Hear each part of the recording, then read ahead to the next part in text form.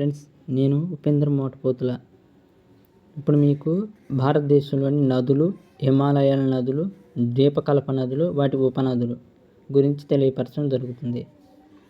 భారతదేశంలో నదులు 2 రకాలుగా ఉన్నాయి. అవి ఒకటి హిమాలయ నదులు, ద్వీపకల్ప నదులు. ఒకటి హిమాలయాల నదులు. హిమాలయాల నదుల్లో మొత్తం 3 నదులు ఉన్నాయి. అవి పవిత్ర నదులుగా పరిగణించడం జరుగుతుంది. అవి ఒకటి సింధు నది, గంగా నది, బ్రహ్మపుత్ర నది. ఇంకా 2 ద్వీపకల్ప నదులు. ఈ ద్వీపకల్ప నదుల్లో మొత్తం 5 నదులు ఉన్నాయి. అవి ఒకటి మహానది, 2 గోదావరి, 3 కృష్ణానది, 4 కావేరి నది, 5 తూర్పు నుంచి పశ్చిమ దిశగా ప్రవహించే నదులు. ఇప్పుడు మీకు మ్యాప్ పాయింటింగ్ ద్వారా తెలియపరచడం జరుగుతుంది. భారతదేశం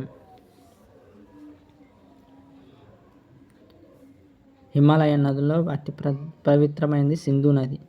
సింధు నదికి మొత్తం భారతదేశం నుంచి 5 నదులు, ఉపనదులు ప్రవహిస్తూ ఉంటాయి. అవి ఒకటి జీలం నది, చీనాబ్ నది, రావి నది, బియాస్ నది, సట్లెజ్ నది. రెండో అతిపెద్ద నది గంగా నది. గంగా నదికి బంగాళాఖాతంలో కలుస్తుంది.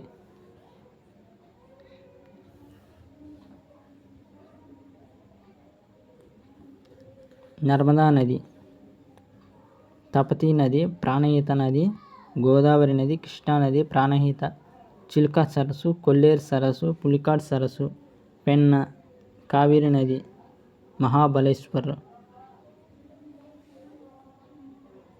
బ్రహ్మపుత్ర.